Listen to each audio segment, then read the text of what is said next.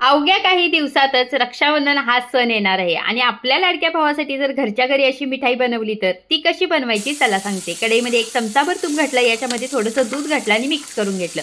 दूध थोडंसं गरम होत आलं की याच्यामध्ये डेसिकेटेड कोकोनट घालायचं आणि मिक्स करून घ्यायचं. आता याच्यामध्ये दूध पावडर घालायची, ते देखील चांगलं मिक्स करून घ्यायचं. आवडीप्रमाणे साखर घालायची आणि साखरेतलं पाणी आटेपर्यंत याला मिक्स करत राहायचं. आता याचा घट्ट गोळा व्हायला लागला की याच्यामध्ये फ्लेवरसाठी वेलची पावडर घालायची, चांगलं मिक्स करून घ्यायचं आणि हे एका ताटामध्ये काढून याला गार करून घ्यायचं. आता याच्या हातावरती लाडू वळून घ्यायचे.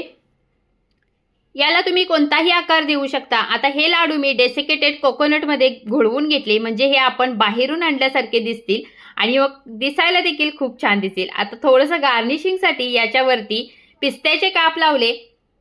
बाहेरून आणल्यासारखी ही मिठाई घरच्या घरी यावेळी बनवा आणि रक्षाबंधन तुमच्या भावासोबत साजरं करा.